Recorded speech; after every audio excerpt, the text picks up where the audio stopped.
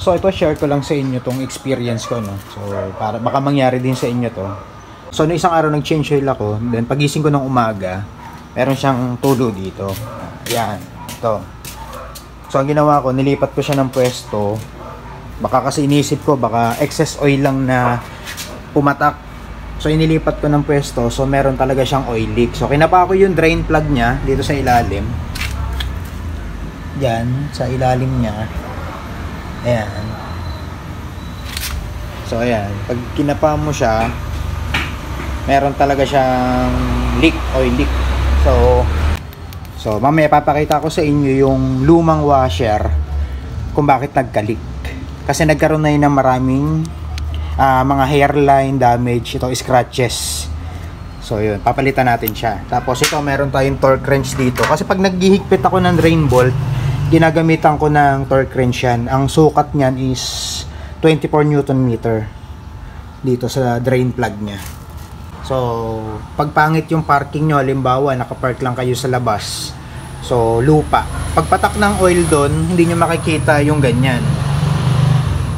So, ito, at least ito, nakita ko kagad kasi semento yung parking naman dito. So, tuwing umaga, na-check ko naman niya pagtingin ko, yun, may leak na. So, ayan. So, confirm, mayroon talaga siyang leak. And then, tinapa ko nga yung ilalim, no? So, may leak siya. So, ayusin ko yan. Ngayon, sa ibang mekaniko, ang gagawin dyan, halimbawa, ganyan, nakita nyo may leak. Ang gagawin nila dyan, hihigpitan lang nila yan. So, mali yun. Kasi nga, merong standard na higpit yan. Yung torque specs niyan, may standard, 24 Newton meter. So, pag hinigpitan lang yan, possible, mawala yung leak kasi nga, hinigpitan. Pero, ang problema mo, nag-over torque naman yung higpit nung sa drain plug mo. So, pwedeng malustred naman yun pag sinobrahan ng higpit. So, yun. So, yun ang mangyayari. Kaya kailangan, palitan mo to. Tapos, standard yung higpit. 24 Newton meter. So, kumbaga, gawang kasa, standard. Parang ganun. Ayan. So, tanggalin ko na yung drain plug. So, sana konti lang yung kumuli. Bali, ang size ng drain plug yan is size 12.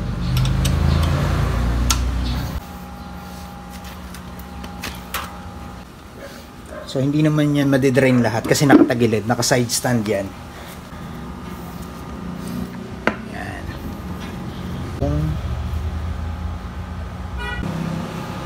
So, ayan, yung washer na natanggal natin. Ito yung luma. Ayan, kung papansin nyo. Hindi kasi masyadong makita eh. Kasi nga, pangit yung camera natin. Ayan. Diba, ayan oh. May tama na, diba? Hindi na pantay yung washer niya. So kaya pag lumapat ito dun sa wall, itong washer na to, yung lalapatan kasi nito is pantay na pantay. So flat surface yun. So pag lumapat to, meron siyang awang na ganyan. So diyan dadaan yung oil, kaya nagkakaroon ng leak. Okay? So ayan. Ayan, ang kabilaan meron na eh. Sa dalawa. So, kasi change oil ko lang yan eh. Dalawa. So, kaya kailangan ng palitan to. Yan. Wala na yan. So, papalitan natin ng bago. Ito, 17 pesos lang to sa Honda. Bumili na ako ng tatlo para in case na mag-change oil ako. Palit na pag nakita kong ganito na katindi yung damage. Ayan o. Makikita nyo yun o. May sa gilid, kita nyo. Ayan o. Meron na siyang tama. Hindi na siya pantay. Ito kasi itong bago. Yan. So itong bago makikita nyo sobrang kinis. Flat na flat yung surface niya. So dalawa yan, parang dalawang harap yan. So ito yung makinis, nakaganyan. Yan, ganyan yung ginagawa ko.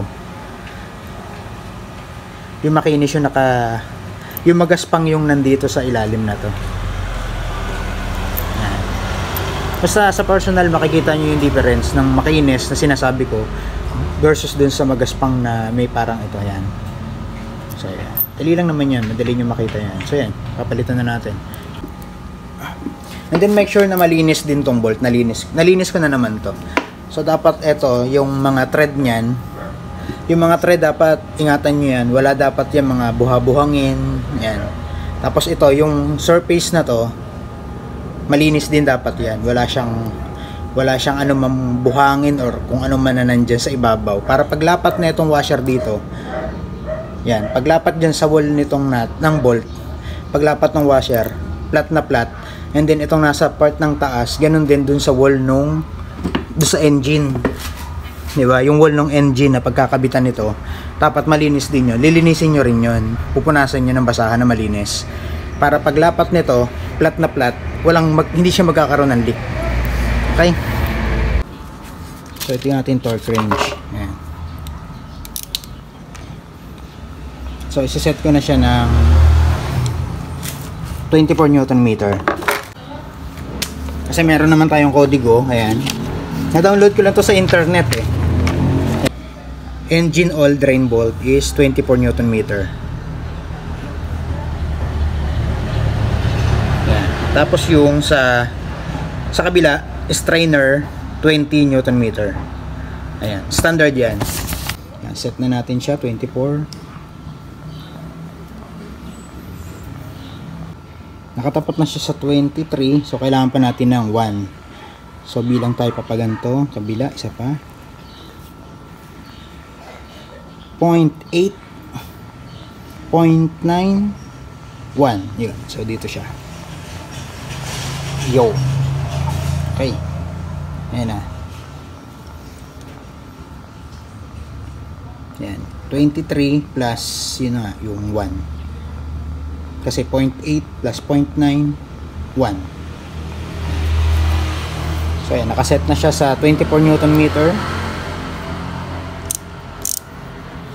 Sabit na natin to. Size 12. Then, punasan natin.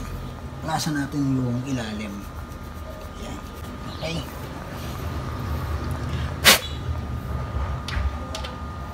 And then, sa pagkabit, kamay-kamay lang muna. Ayan, nasagad ko na siya ng kamay. So, gagamitin ko na yung torque wrench. So, nakaset na siya 24 Newton meter.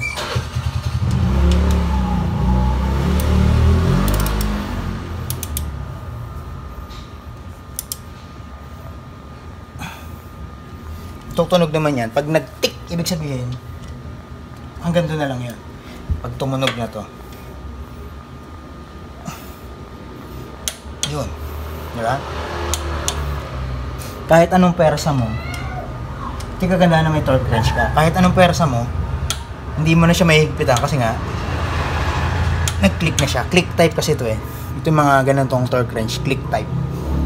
So, kahit ulit-ulitin ko yan, hindi na siya mag-i-exceed ng 24. Kasi nga, parang ito yung magiging limiter. Yung tools na to, ito yung magiging limiter dun sa 24 Newton meter na sinet natin. Yeah. Ganda na. Tapos na.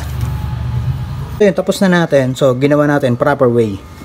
Kumbaga, standard. Gumamit tayo ng torque wrench. So, talilinisan ko yung ilalim para mawala yung mga excess oil dun sa ilalim para madali nating malaman bukas or mamaya kung may leak siya.